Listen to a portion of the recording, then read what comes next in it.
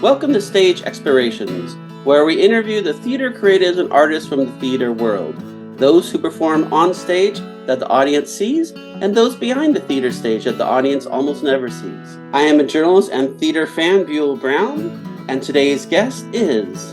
Hello, I'm Bruce Hart, and I'm here to talk about the production With Friends Like These. It's a gay comedy, campy, a farce, and it is a spoof on the 1939 film The Women, only we have sexy guys instead. And if you'd like to find out more about the show, please listen to this interview. Thanks. First question, when did you first fall in love with theater, and why did you have to be part of the theater world? Gosh, when did I fall in love with theater? That's a really good question, but I actually have a pretty good answer for that question. I grew up in a town in Michigan, small town, but I didn't know it at the time, but Dow Chemical was a big presence in the town, and a lot of people worked for the company, but they also pumped a lot of money into the town, including arts programs, and everything was free. I grew up thinking that this was the thing everywhere, and it wasn't, of course. So we had summer programs for kids, summer programs for teenagers, programs throughout the year. So we got a healthy exposure to theater, and it trickled right down into the schools. By the time I hit junior high school, which would be 7th, 8th, and 9th, which is how they did it there, we had a very robust theater program there. And I auditioned for a comedy. I don't remember the name of it, playing this nerdy guy who takes a pill that makes him super powerful and bold, and he overcomes all of his shyness with young women. Anyway, I got the lead, and that when I went out on stage and I made people laugh, there's a line in this play, I'll never forget this. It's called, "Oh my God, he scares," I probably didn't say God, but anyway, "He scares the pants off of me." And what I didn't know is the top portion of my pants had popped open when I said that. It wasn't planned. I got the biggest laugh. Anyway, it was after that I was like, this is kind of cool. When did your passion for acting and writing go from an interest to an obsession? I developed a passion for writing, and then it kind of moved into an interest and an obsession starting in high school. We had a program in high school where we could write one-act plays, and I had a really good buddy that I worked with named Steve Rock, and we wrote a one-act play that's what they wanted, which was really a sitcom pilot, and it was really popular. So the drama teacher, I guess he was in charge of drama as well as teaching. Anyway, he said, "Why don't we do some more of these character studies," is what he called them. So we wrote a few more of these one acts. They were basically episodes about these characters, these wacky characters living in Los Angeles. And people really found the shows to be popular. So when I went away to college, I said, gosh, I want to major in theater. And my parents, bless their heart, didn't try to stop me because, getting a degree in theater is not necessarily going to lead to fame and fortune. But I continued my passion then, and I said, I really want to do this. So I would say starting in high school, I got really passionate about writing and creating. And when I moved on to college, I just took that. I wrote original one acts and other types of productions and produced those in college as well. Theater experience, why is it such a unique format, both for the audience and the actors? Theater experience is very unique for actors and for the audience because it's real time, it's live. I would say the only other thing you could compare it to were the old sitcoms that were done in front of a live audience with 3 cameras, like maybe Three's Company or the Golden Girls. But going back to pure theater, and I'm seeing a huge return since the pandemic. People want to get out and they want to laugh. They don't necessarily want to sit through the long dramas, but they want to laugh. But there's this immediacy. It's an electrical current. It's a little hard to describe, but as an audience member, I love it when I'm in the theater and I see everything happening, including the mistakes. You see the sweat sometimes, all of that. I don't love the shows that are super slick, that some of the touring companies that come in that they call like jukebox musicals. Everything's a little pro forma for me, but true, genuine, raw live theater is amazing.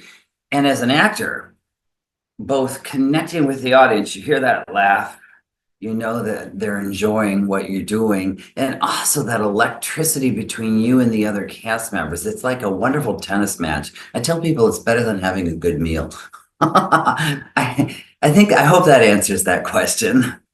Where did the idea come from taking the original movie, The Women, and adapting it into this new version called With Friends Like These?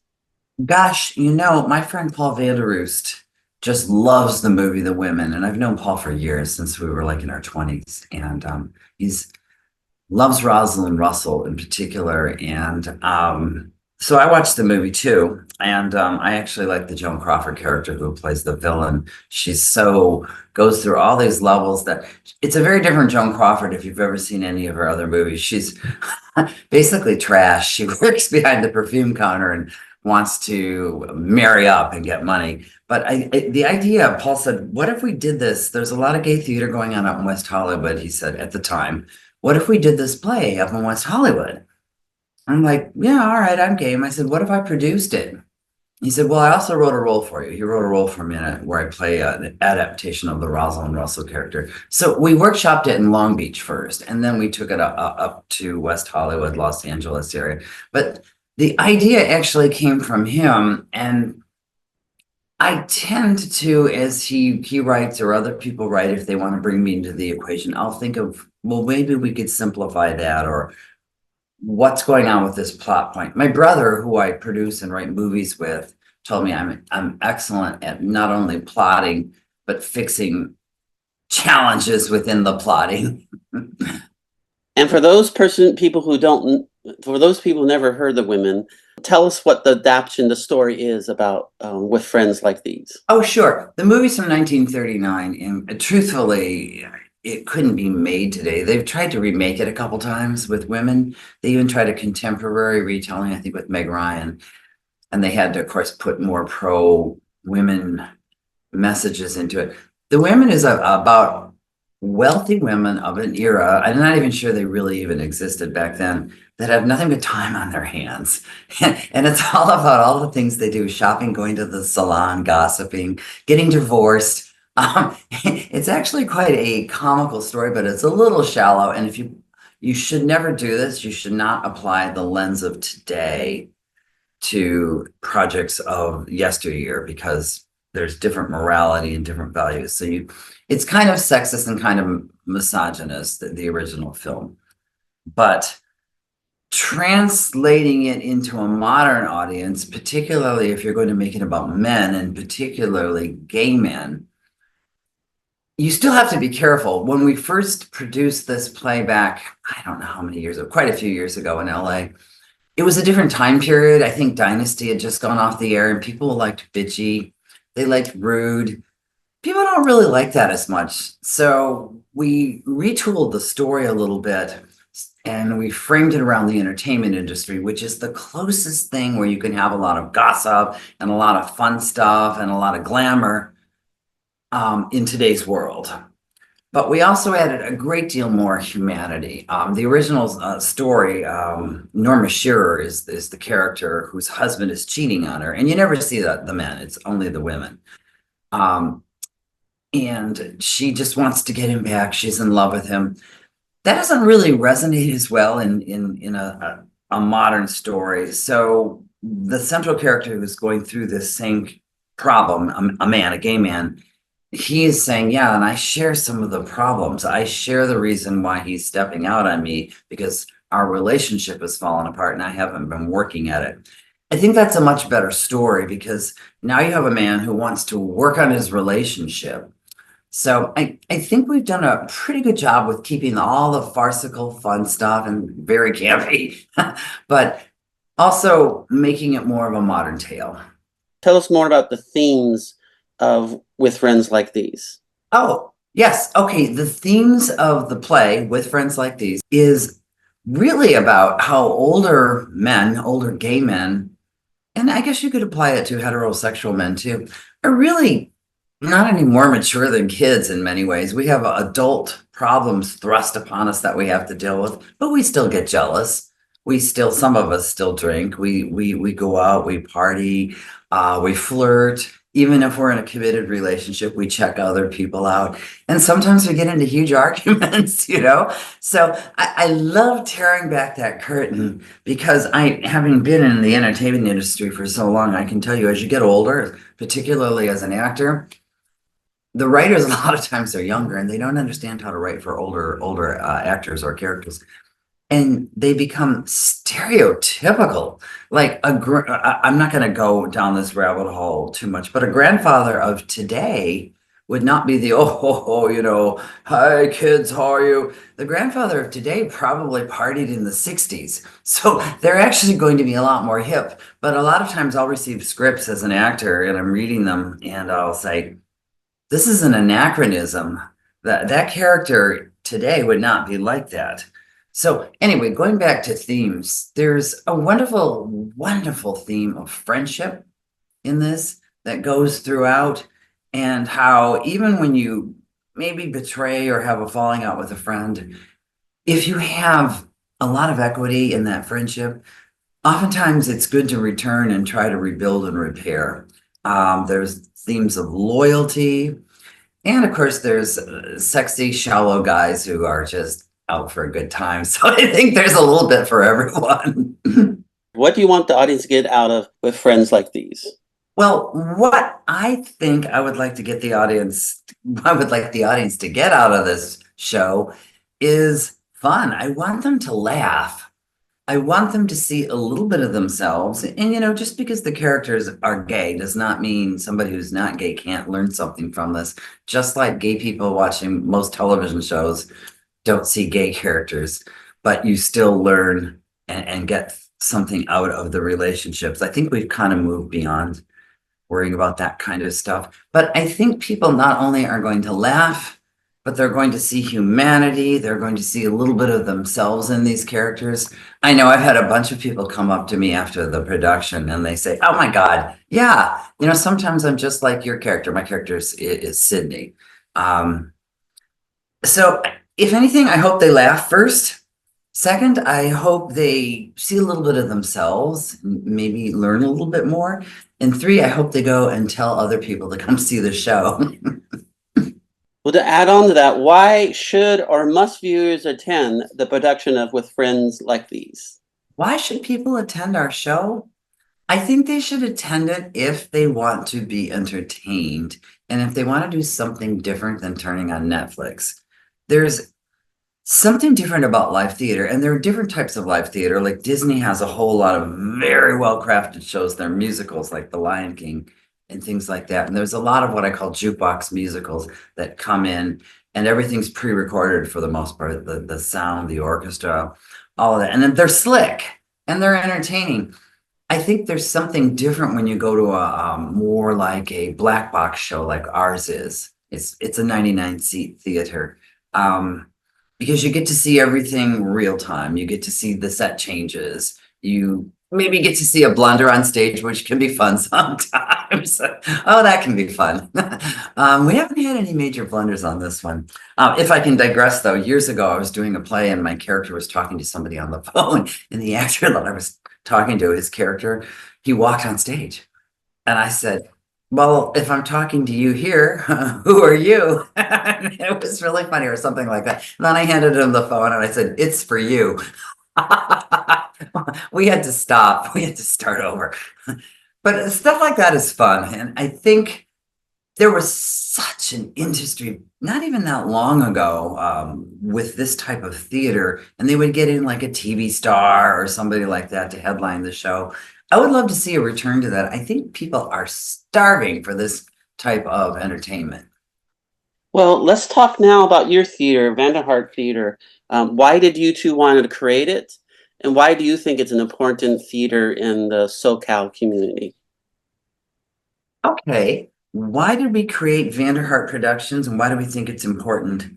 I think it was really me driving it. Paul loves to do theater, but I was like, no, we need to have a company. We need to hang out a shingle.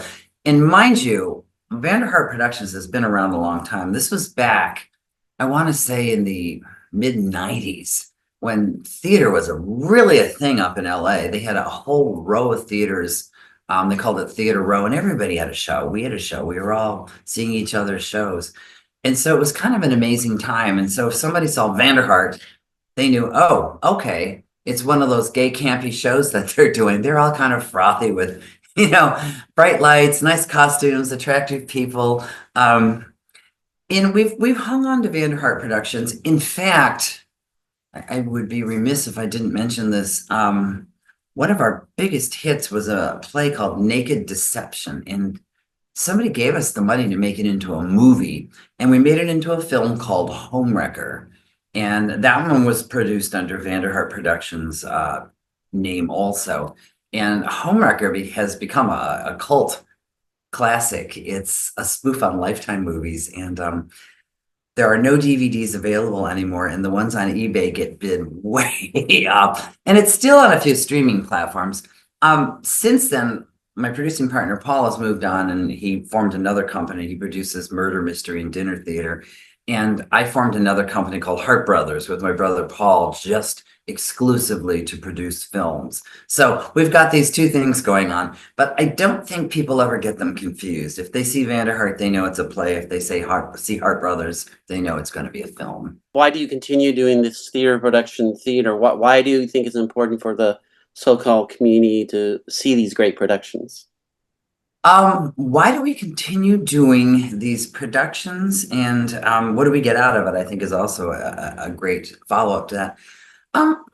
Just for the fun of it. I honestly think since the pandemic and since lots of really bad things have been happening here and there, people are less happy and they want to laugh. And I know for me, after the pandemic, I was scared to go anywhere for a while.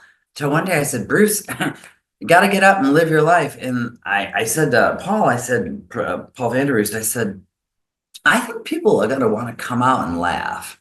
Why don't we just do this and see what happens? We'll see if people are scared to sit in a theater. And it turns out they're not. And I think we're going to see more of it. I think the Long Beach Playhouse is one. I think there's another one in El Segundo, the name escapes me. I think we're going to see a rebirth of theater. And I'm not talking about touring companies that come in, which are fun, like Wicked and shows like that. I'm talking about more original productions. And I know there's just a ton of actors now. I found that out when we were doing this one that do this. They will drive anywhere to do a show. Now, as an actor, I probably wouldn't do that for theater. It's so hard to get around in Los Angeles, but they're younger, so they're willing to make the drive. One of our actors, I believe, is driving in from Silver Lake to Long Beach, which is kind of a hike. So personally, I get fulfillment by filling the house and hearing the laughter. And I think at some point I'm going to produce shows and not even take a role because I genuinely just enjoy producing. What would you tell other actors, directors, and playwrights why they should get involved with VanderHart Productions? Why should people get involved with our production company? Well, if you don't mind, I'd like to expand that question. They could get involved with our company, but we don't produce consistently. We produce probably one a year. But they should certainly look at other theater opportunities. There are opportunities in Westminster.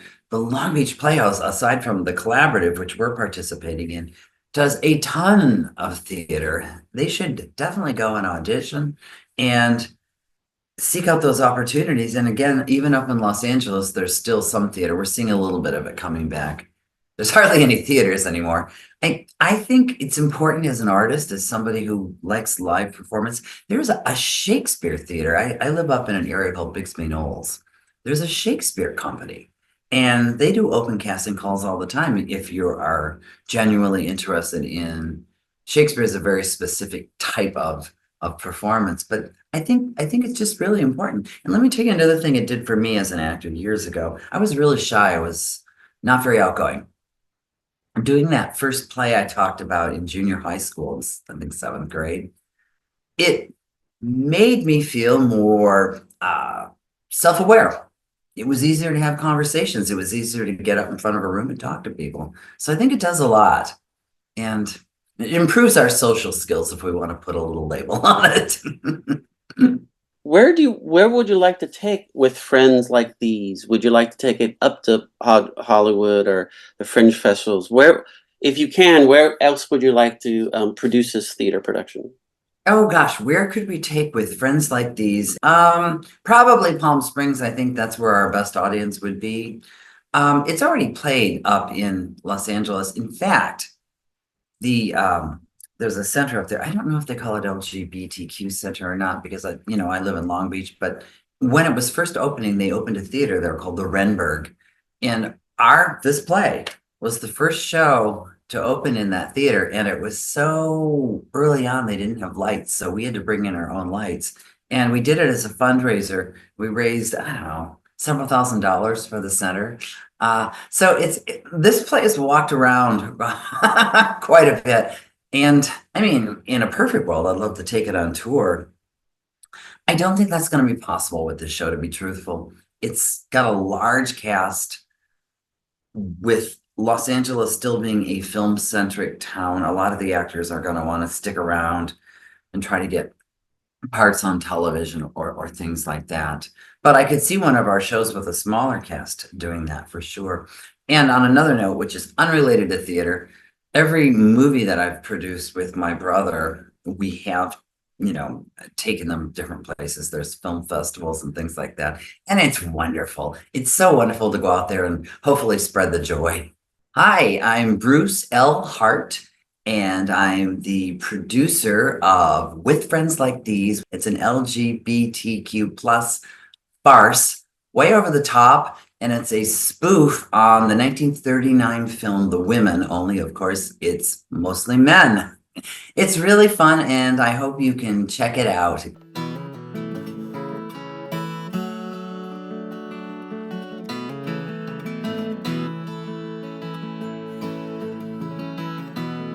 Thank you for listening or watching this podcast episode of Stage Explorations.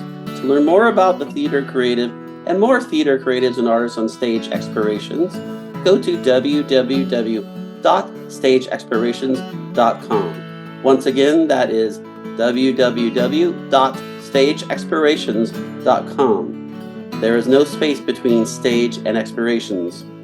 You may find more videos, podcasts, and information about this theater creative and other theater creatives and artists on Stage Explorations YouTube channel. Looking forward to seeing you in the theater.